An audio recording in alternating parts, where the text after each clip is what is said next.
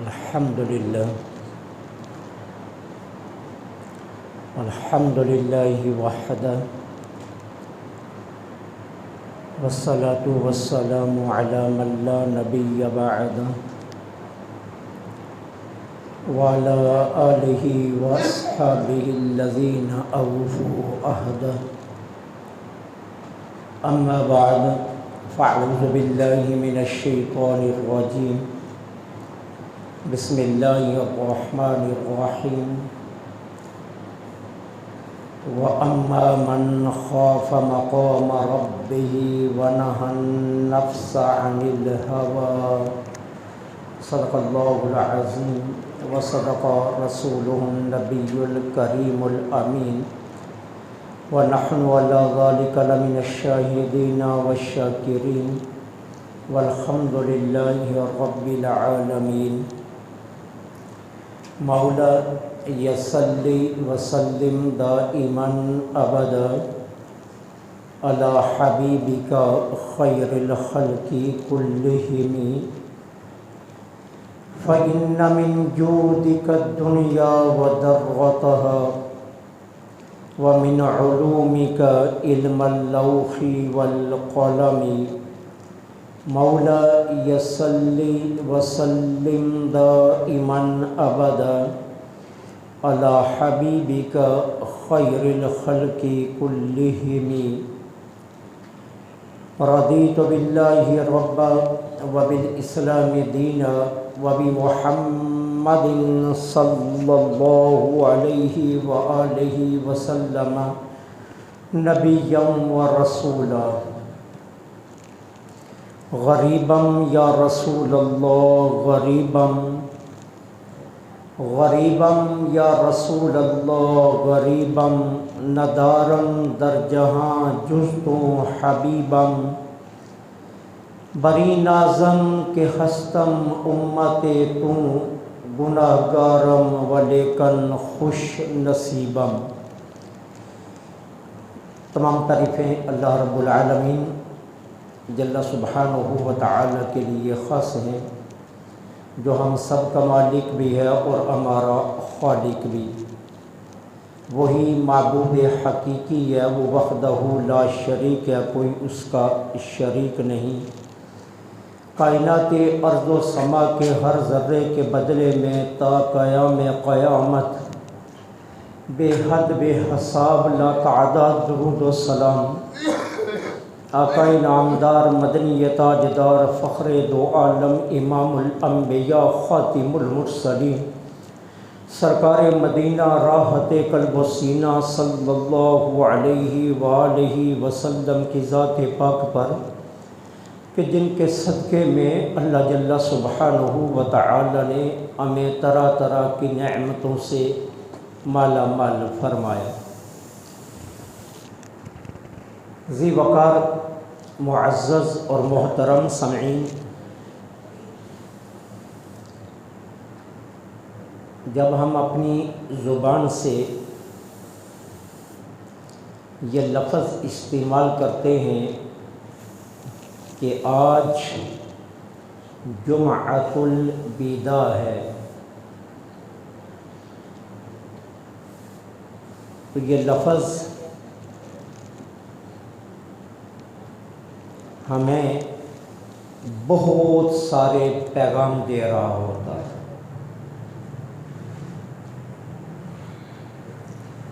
سب سے پہلا پیغام یہ ہے کہ نیکیوں کا یہ موسم بہار، رب کی رحمتوں کے یہ لوٹ سیل،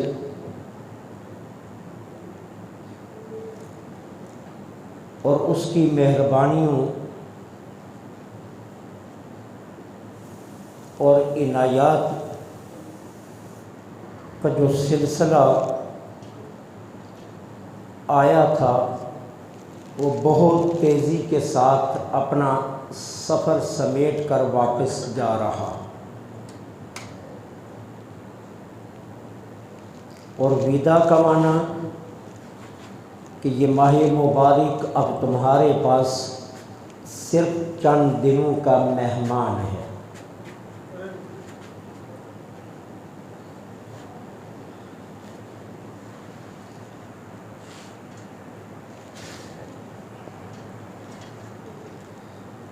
دوسرا مطلب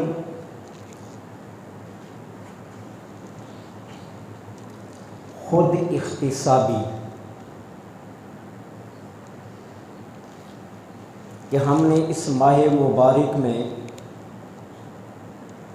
اب تک کیا کیا ہے اور کیا کچھ کرنا چاہیے تھا جو نہیں کیا، اور اب جتنی گھڑیاں ہمارے پاس باقی ہیں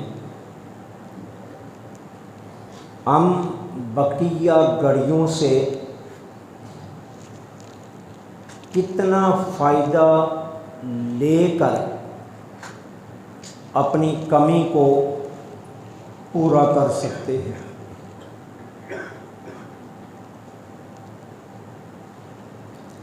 اور تیسرا معنی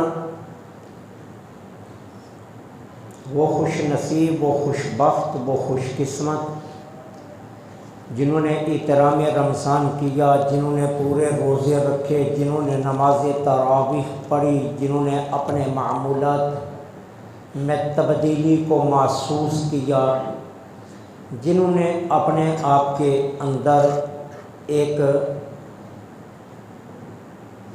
سوچ فکر کی تبدیلی کو پایا، ان کے لیے یہ پیغام ہے کہ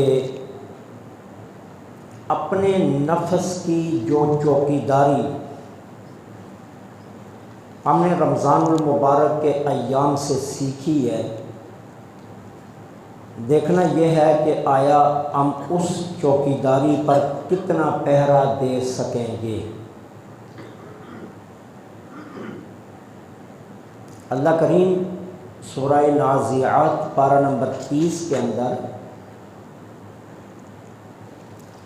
جناب موسیٰ علیہ السلام اور فرعون کا تذکرہ پوری صورت میں تسلسل سے کر رہا ہے کہ ہم نے موسیٰ کو فرعون کی طرف بھیجا، انہوں نے دعوت حق دی تو اس نے سرکشی کی، تکبر کیا، دلائل کے ذریعے جب موسیٰ کو نہ ہرا سکا اور اس کی ساری کاوشیں جب رائے گاں جاتی ہوئی نظر آئیں تو اس نے تکبر کی آخری بلندی کو چھوتے ہوئے یہ کہا انا ربکم الاعلی۔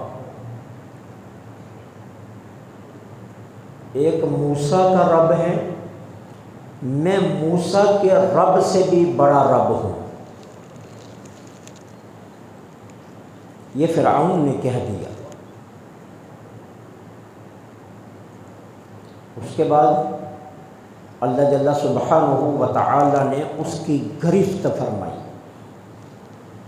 اور گرفت اس طرح فرمائی کہ اسے بحر قلزم میں غرق کر دیا اور پانی کو حکم دیا کہ اس کی لاش کو کنارے پر پھینک دے تاکہ قیامت تک لوگوں کے لیے اس کے وجود کو درس عبرت بنایا جائے۔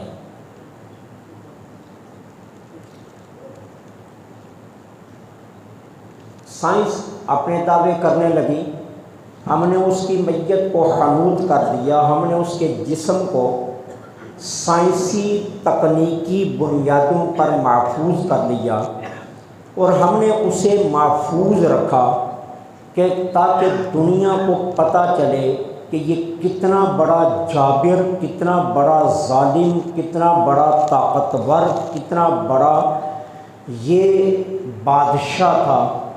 اور اللہ فرماتا ہے تمہاری سائنس کی حیثیت ہی کیا ہے، یہ فیصلہ تو ہمارا تھا کہ اس کی میت کو کچھ نہیں کرنا، اور ہم نے پانی کو حکم دیا تھا کہ اس کے وجود کو کنارے پر پھینک دے، اور ہم نے اپنے حکم کے ذریعے اس کے وجود کو قیامت تک کے لیے درس عبرت بنایا۔ سوال یہ ہے قرآن کسی قصے کا نام نہیں، قرآن کسی کہانی کا نام نہیں، قرآن کسی کہاوت کا نام نہیں۔ قرآن ہمارے سامنے کوئی ایسی بات نہیں کرتا جو بے معنی ہو، جو حکیمانہ نہ ہو، جو درس سے خالی ہو، جس کے اندر ہمارے لیے کوئی سبق نہ ہو۔ اب قرآن نے یہ واقعہ تفصیل سے بیان کرنے کے بعد آخر میں کیا کہا؟ سورہ نازعات کی آخری آیات میں اللہ کیا فرما رہا ہے؟ وَأَمَّا مَنْ خَافَ مَقَامَ رَبِّ وَنَهَى النَّفْسَ عَنِ الْهَوَىٰ۔ ایک بات ذہنوں میں بٹھا کر رکھنا، جو اپنے رب سے ڈرا اور اپنے نفس کو خواہشات سے بچا لیا، وہی کامیاب ٹھہرا۔ پوری صورت کا نچوڑ ایک آیا میں نکال دیا۔ وہ رب سے ڈرا نہیں، اس نے اپنی ذات کو خواہشات سے بچایا نہیں، وہ اپنے نفس کا بندہ بنا۔ جتنا مرضی طاقتور تھا، ہم نے اسے تباہ و برباد کر کے دنیا سے اس کا نام و نشان بھی مٹا دیا۔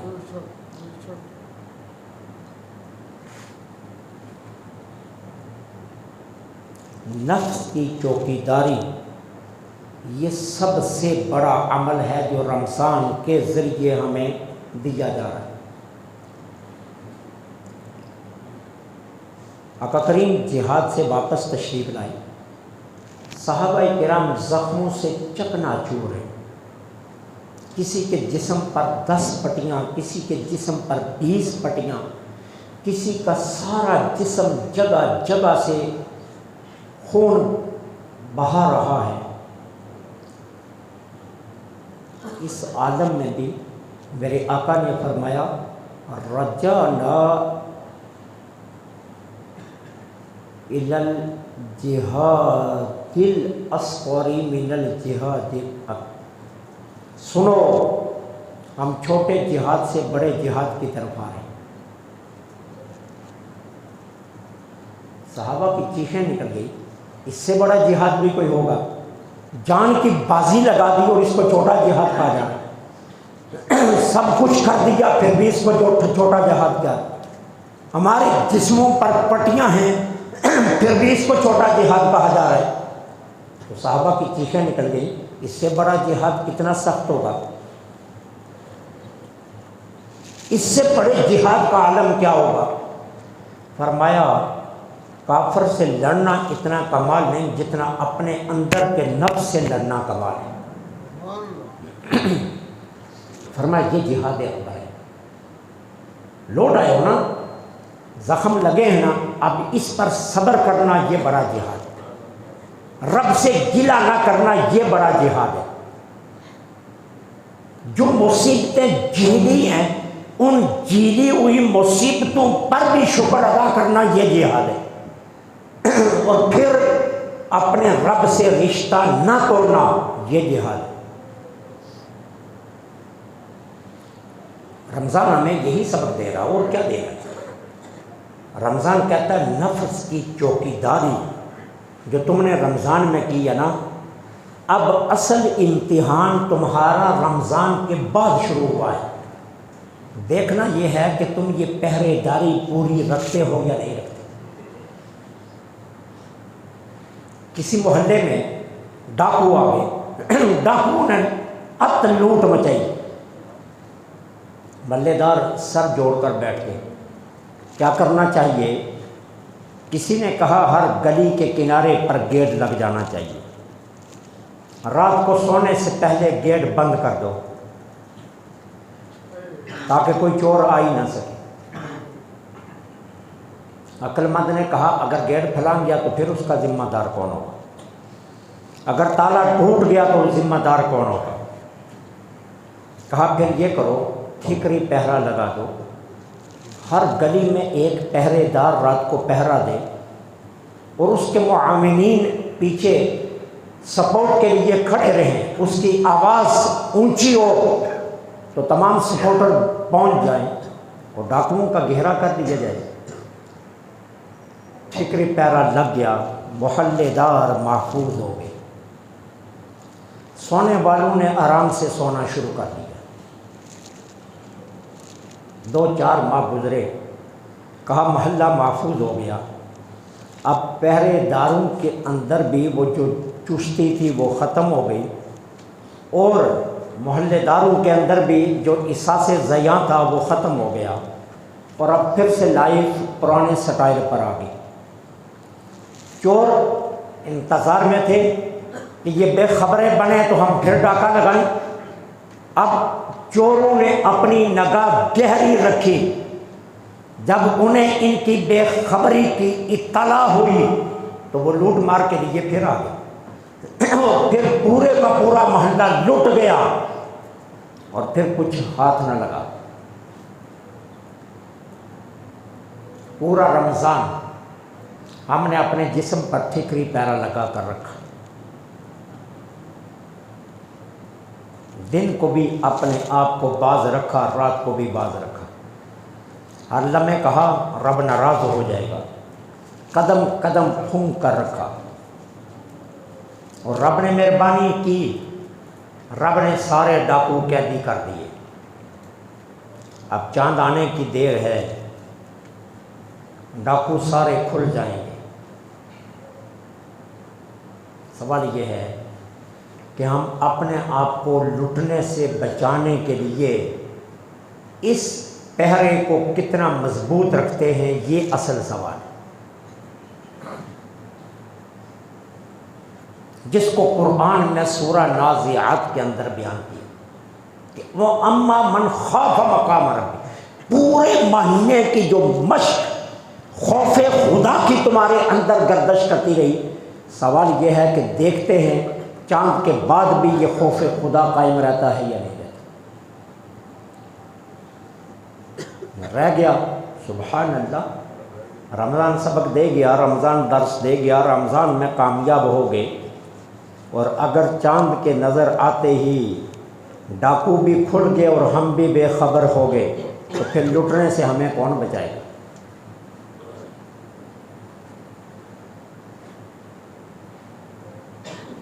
نماز پڑھ لینا، روزہ رکھ لینا، زکوٰۃ دے دینا، صدقہ دے دینا، مسکینوں کو افطاری کروا دینا، غریبوں کو کھانا کھلا دینا، یہ کمال نہیں ہے، اس کو مت کمال سمجھنا۔ یہ سارے کام کر کے پھر ان کی حفاظت کرنا، یہ کمال ہے۔ اصل کمال یہ ہے، نماز پڑھی ہے، نماز کو بچانا، روزہ رکھا ہے، روزے کو بچانا، زکوٰۃ دی ہے، زکوٰۃ کو بچانا، حج کیا ہے، حج کو بچانا۔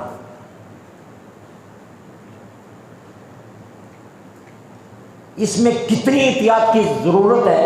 امام غزالی مکاشفۃ القلوب کے اندر فرماتے ہیں حج کر کے آؤ، کوشش کرو کوئی تمہیں حاجی نہ کہے، اپنے آپ کو بچاؤ کوئی تمہیں حاجی نہ کہے، نام بدلنے کے لیے حج نہ کرو۔ امام غزالی فرماتے کام وہ کرو کہ دنیا تمہیں بتائے کہ واقعہ ہی تو حاجی ہے،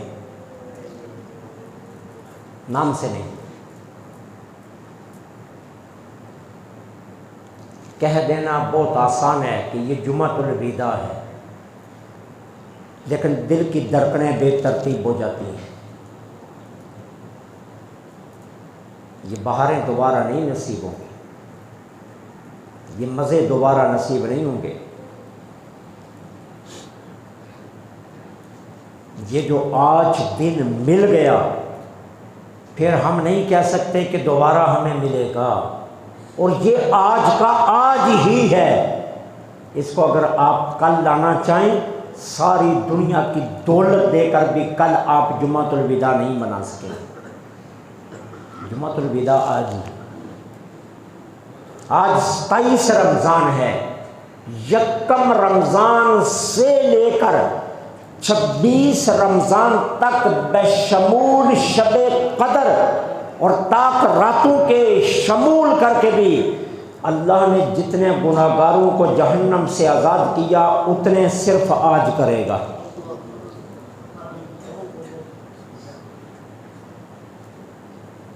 26 دن کی ساری کمائیاں ایک طرف اور آج کے دن کی کمائی ایک طرف۔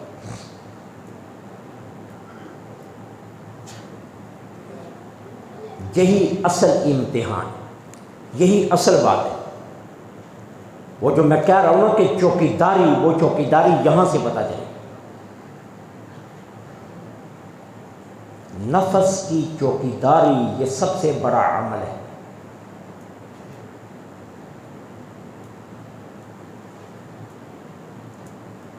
وہ کہتے ہیں کوٹ مٹن شریف کے بازار میں ایک مجذوب کھڑا تھا حالت جذب میں، اس کی زبان پر ایک ہی جملہ تھا، ایک ہی جملہ، عید کداں؟ سرائکی میں عید کداں، بھائی عید کب آئے گی؟ جو بندہ گزرتا مجذوب کے پاس سے وہ کہتا ہے عید کداں؟ کچھ مجذوب سمجھ کر مسکرا کر گزر جاتے اور کچھ تھوڑی دیر کے لیے ٹھہرتے، اس سے تبسم کا تبادلہ کرتے، اس کی بات کا جواب نہ دیتے اور گزر جاتے۔ یہ دیوانہ ہے، یہ پاگل ہے، کیا لگا رکھی ہے، عید کداں عید کداں، بس ایک ہی جملہ اس کی زبان پر تھا۔ ایک دن خواجہ غلام فرید رحمۃ اللہ علیہ بھی اسی بازار میں آ گئے، مجذوب کے سامنے سے گزرنے لگے۔ مجذوب نے دیکھ کر کہا عید کداں؟ خواجہ صاحب رکے، خواجہ صاحب بھی صاحب حال تھے، انہوں نے اپنی نگاہ سے مجذوب کو دیکھا، دیکھ کر آپ نے جواب دیا ہاں ہاں۔ اس نے کہا عید کداں؟ خواجہ صاحب نے کہا یار ملے جداں۔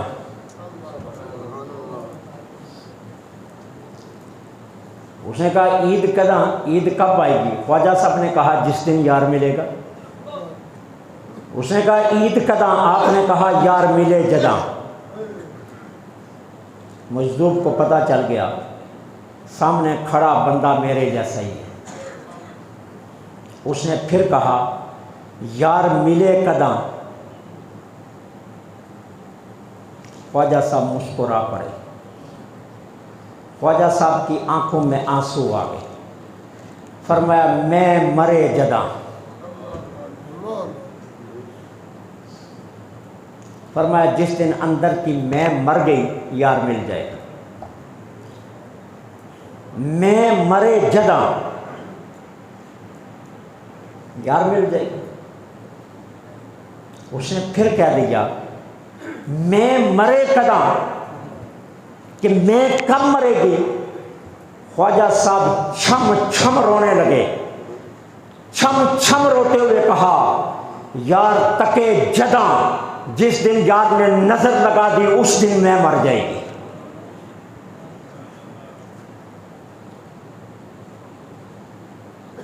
بس یہ رمضان کا سبق ہے۔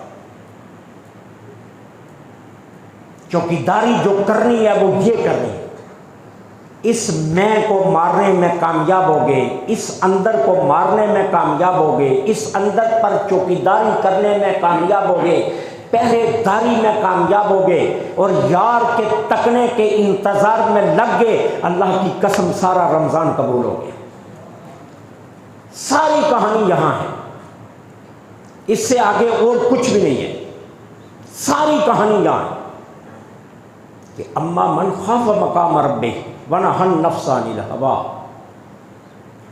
کہ جو اپنے رب کے خوف سے ڈرا اور اپنے نفس کو خواہشات سے بچا لیا وہی کامیاب ہو گیا۔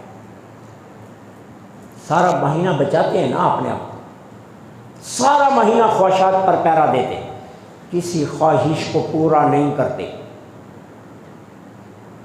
ساری دنیا بھی ننگی ہو کر سامنے آ جائے، کہتے نہیں میرے رب کا حکم ہے، نہیں دیکھنا نہیں دیکھنا نہیں دیکھنا۔ کامیابی یہ نہیں ہے، چاند کے بعد اصل امتحان شروع ہونا ہے۔ چاند کے بعد دیکھنا ہے کہ یہ چوکیداری ہم قائم رکھتے ہیں یا نہیں رکھتے.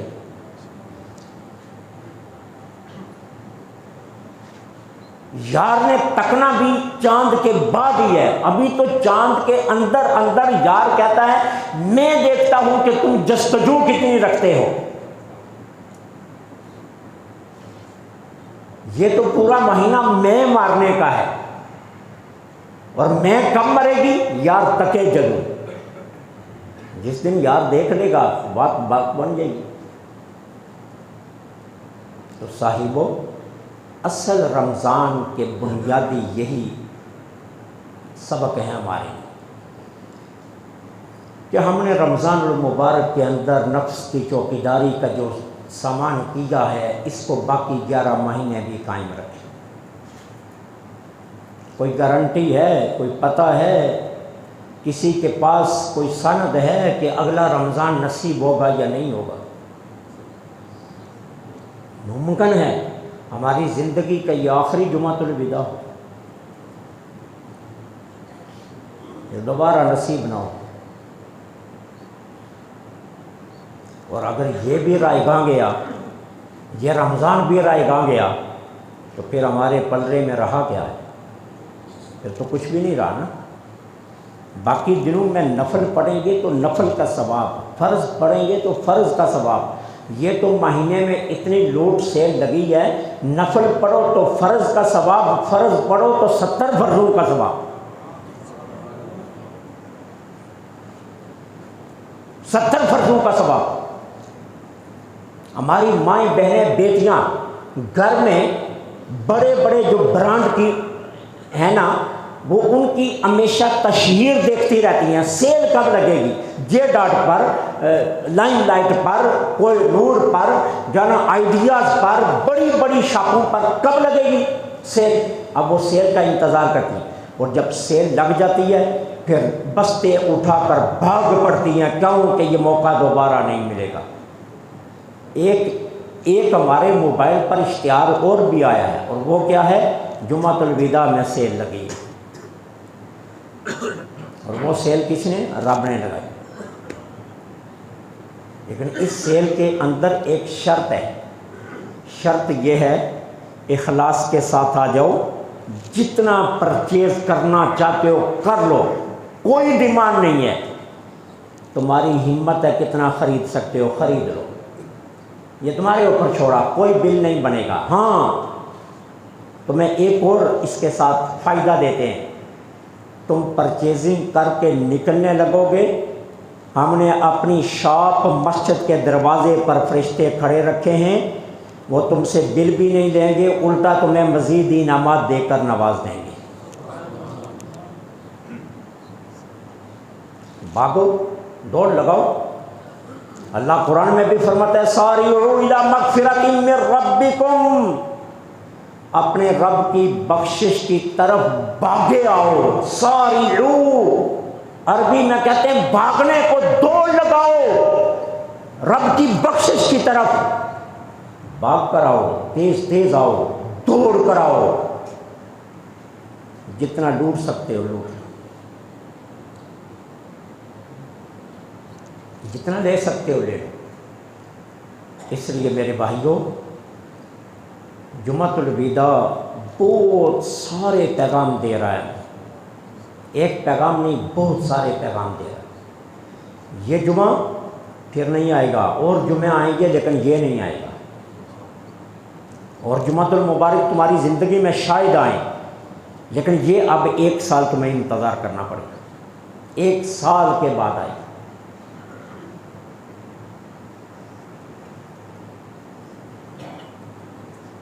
پھر 1 سال تک تم نے انتظار کرنا.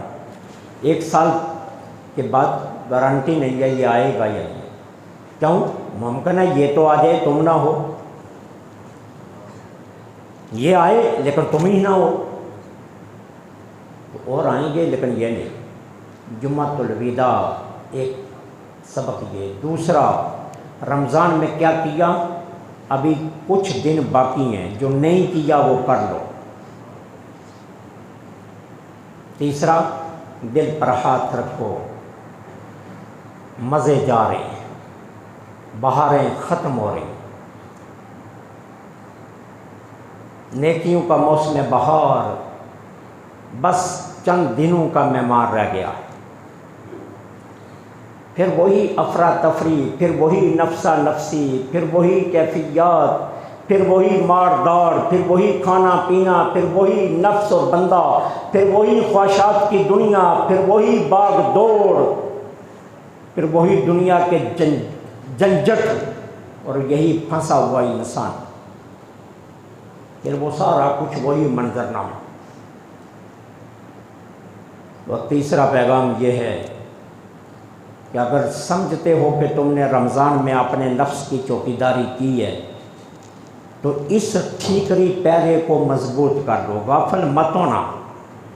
ابھی تو مہربانی تھی، ڈاکو بند تھا، چاند کے بعد ڈاکو نے کھل جانا ہے، چور نے کھل جانا ہے، بدماش نے کھل جانا ہے، لٹیرے نے کھل جانا ہے۔ تمہیں اپنا پہرا مزید مضبوط کرنا ہوگا، اس پر گہرائی سے پہرا دینا ہوگا۔ میں نے پہلے عرض کیا، میرے آقا نے صحابہ کو فرمایا تم چھوٹے جہاد سے بڑے جہاد کی طرف آئے، جسموں پر پٹیاں ہیں، جسم لہولہاں ہیں، خون بہہ رہا ہے، گوڑوں کی زینیں خون سے بھری ہوئی ہیں، اور میرے نبی فرما رہے ہیں یہ چھوٹا جہاد تھا۔ اچھا بڑا جہاد کیا ہوگا؟ گھر جا کر زخموں کو دے کر اوئے آئے کرنے کے بجائے میرے مولا تیرا شکر تیری راہ میں زخم لگا، کہا یہی تو جہاد ہے، یہ بڑا جہاد۔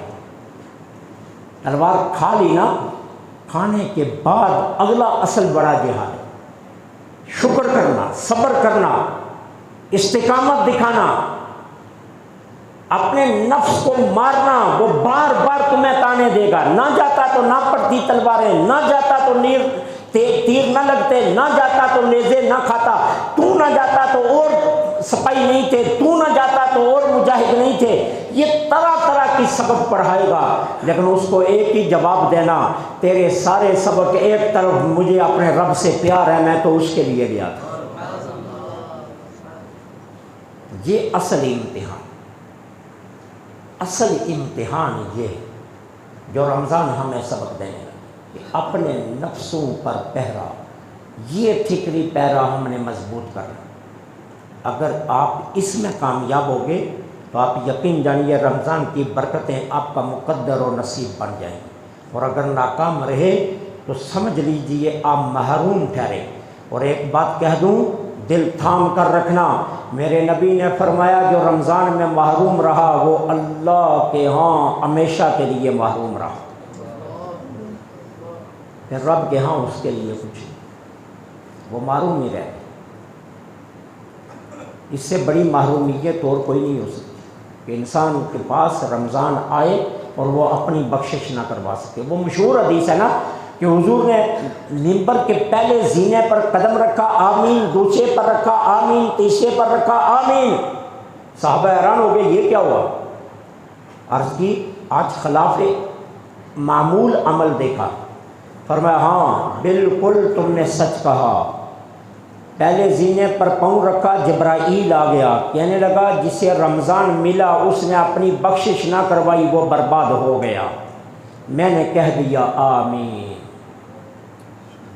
دعا کی جبرائیل نے، آمنہ کے لال نے آمین کہی، اب دعا کی منزل بھی دیکھ لینا اور آمین کی منزل بھی دیکھ لینا۔ دوسرے زینے پر پاؤں رکھا تو کیا کہا؟ جس کو ماں باپ بوڑھے ملے اس نے خدمت کر کے جنت نہ لی، برباد ہو گیا۔